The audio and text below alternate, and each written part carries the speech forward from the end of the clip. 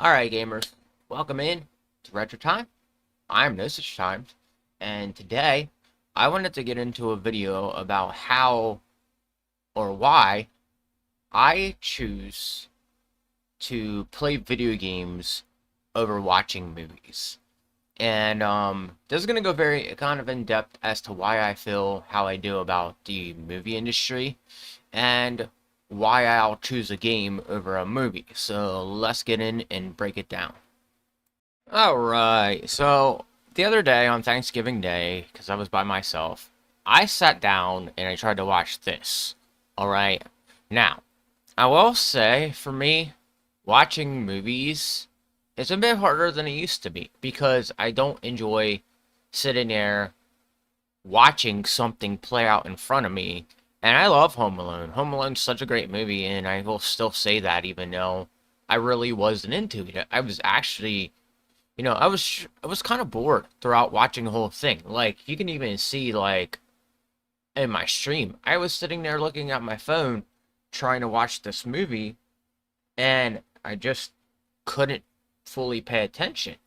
And that's one of those reasons why what I'm about to show you is why I end up choosing video games all the time.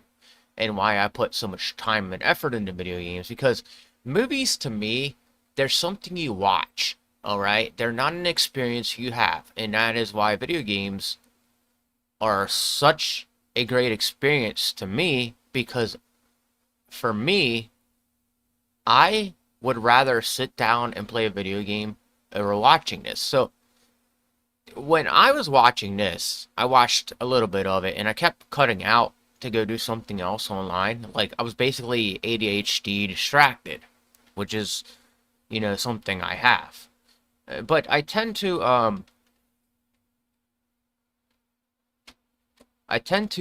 like do that a lot. I tend to be distracted once in a while and have ADHD with movies. Now, let's go into the next one I watched recently, and I tried watching this and I was getting distracted, and it's because the plot line was boring. Anybody who sits down and watches these shows, they really are distracted and wrapped up in them, but I can't sit through them for some reason anymore. Like, the last major new show I watched on Netflix was this. I went and watched this after that video I made about Scott Pilgrim, which, if you remember, you go to my YouTube channel. So we are now on my YouTube channel, Retro Timed, which this is where this video will be. If you are watching it, please subscribe. So looking at this, Scott Pilgrim takes off. This was a statement that Melanie Mac, again, shout out to her. She's actually a really good YouTuber. She highly inspires me to do some things. Also, she's very pretty. So, let's move on. So, Scott Pilgrim takes off is, there was this word about Scott Pilgrim in the plot line of the show. The plot line of the show was a lot different than what was said in the post that the person posted. And I watched, like, all the way up to episode 5. Now, granted, there are, like, 8 episodes, and I was, like, a couple away from finishing it, but I could, for the life of me, couldn't sit through episode 5. And I will explain why, also. So, for Scott Pilgrim Takes Off, in episode 4 and 5, they end up, one of, Ramona Flowers' exes is a movie star. Alright, I forget his name. And they end up, like, on the set of a movie because somebody wrote a script within their group. I can't think of his names. He's kind of like, he's really funny because he's, like, kind of stupid, but he was the one that was writing a script, and then some guy comes out of nowhere and writes skip. Spoiler alert. But I don't know who that is, and I'm probably not going to sit down and watch it because it's not interesting enough to keep me in. This was the last show I watched, and I haven't watched it ever since episode 5. Because, again, episode 5 was boring, okay? Now, let's go into the next thing I recently remember watching within the span of a little over a year. Okay, so I tried watching shows and movies in the span of a year. All right, so this year I did watch this. This was pretty good. This was pretty good. It kept me interested.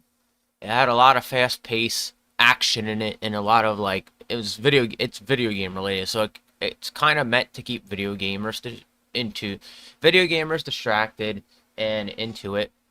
And that's partly why people like me, we went out and saw this movie because it was video game related stuff. As soon as I reintroduced myself back into video gaming, a couple months later we get word that this came out. Excuse me. So, um, I went to the theater and saw this a few days after it came out. Now, it didn't take me back into liking movies. It reintroduced me to Mario in a way because Mario is a video game character, and it had a lot of references in the movie that was like, okay, this is a really cool experience. I saw a couple video game references in this movie, and it was very much Mario-like, what you can expect from Mario, where Peach ends up kind of getting captured by Bowser. Mario comes to save the day, but Peach tried to warn him off. Like, so if you haven't seen this yet, it's it's best you do so. Sorry, it's best you do so if you're not in a video game movie, if you're not into video games, this might be the movie that gets you into video games. As for me, I went and saw this, saw it once, had a good time, and that's probably all I'll ever do. I don't, the only I don't think I'm gonna be buying movies in the future because unfortunately movies have no value to me. And I'll get into explaining why here in a bit. But let's go into the last and final thing I remember watching within a span of like 2 years. All right, so back back over like 2 years ago or whenever this started, I sat down and I watched this. This was the last thing I remember watching, and it wasn't enough to keep me in. The first season was good, but it's TV and movies, they're just a bit overrated for me. And reality of the truth is, it's not movies and TV is something that for me is a thing of the past. The only way I'm gonna sit down and watch a movie now is if I had a relationship with the girl and this is what she's watching. Then if it's on, I'm gonna sit down and watch it with her. But I'm not big in watching shows. Movies and TV are not my thing, and back in the day when I was a little kid and I had nothing better to do outside of playing video games, I would sit down and watch shows. And all those anime back then that I watch, they were good, but they just don't keep me in. Shows and anime and movies, they just don't keep me interested anymore. And it's because the experience within movies, I'm not having an experience. I'm watching something play out right in front of me, and it's not enough to really keep me drawn in to anything that I want to watch. And that's why I found this show to be absolutely boring in episode 5. Because, again, they're doing something in the show where it's not really doing anything that's, keeping me interested. And there's no real action going on. And to sit down and make sitting on a movie set look funny, it wasn't doing justice for them. Anybody who likes the show, that's fine. You can like it, but it's not something I'm going to try to watch again, probably. I probably will never try to watch it again. Even the movie now, it makes me wonder, if I go back and watch the movie now, how will I feel about the movie? Because the movie was great for its time.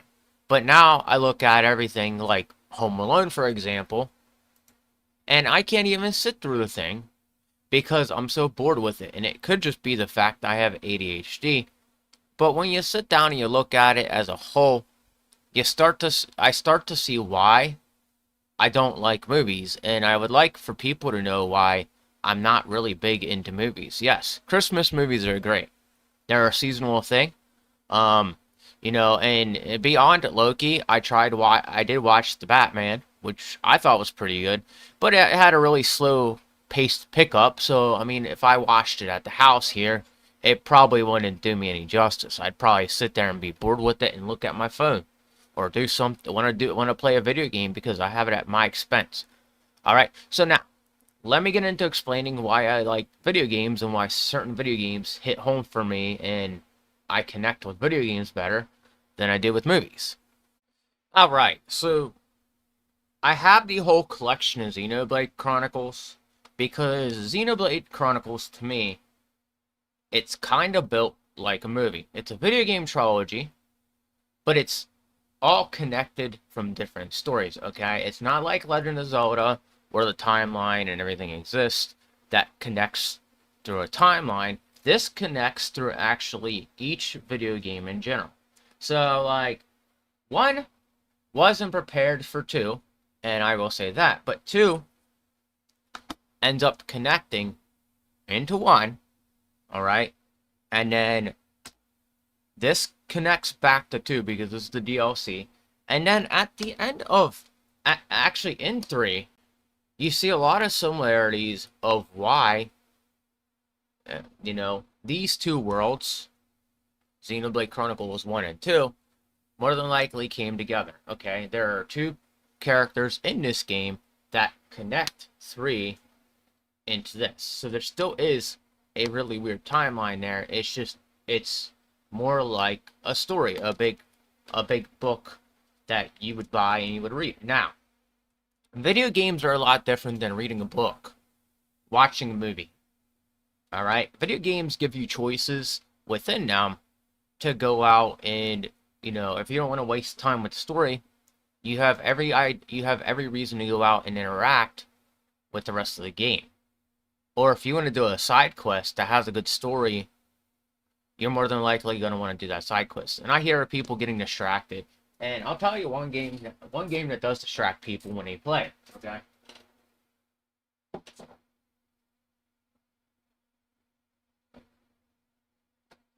So these 2 games right here, if you were to sit down and play them, you would see exactly why they're very, very distracting when it comes down to it. These games are meant for people who want a big open journey and get distracted. Now, Xenoblade Chronicles, for me, was this huge distraction. It was a huge distraction and showed me how big the game actually is in some sense. So, you can't have an experience in a movie where you see something off in a distance that's really intriguing to you, and you go out of there, you go all the way out there, and actually want to look at it and see it up close. When you can have the experience to do that, like, there's times in movies where you see stuff and you're like, oh, that thing looks really cool, I want to go see that. That's what video gaming is about. That's why video gaming is totally different from watching a movie. All right? There's so many reasons that people like me, we prefer video games over movies. And there are now officially video games that are very similar to movie, and Alan Wake is one of those games I want to say that's very similar to a movie. Xenoblade Chronicles, if you sit down and play it, it's very similar to if you were watching a movie. It's an experience you won't get going to the theaters. I'd rather pay the $50 price to have an experience inside of a game than I would go watching a movie. Alright, movies are just, you sit there, you watch the same story play out, and yes, there are good movies out there, but for me, it's not the same as it used to be, and it's because as I've gotten older, I realized that certain things I like more than others. And so, like, when somebody like me sits down and we look at a movie and we start to pick it apart and we absolutely are like, okay, this sucks. That's how you've known you've grown up, because you're not sitting through a movie and saying it's just great anymore. And when somebody's sitting there and like saying Scott Pilgrim is great, I'm going to disagree with you. It's just my personal opinion. But that's why I can sit down now, and I haven't had a bad game. I haven't really picked a bad game yet, per se. AEW is probably my,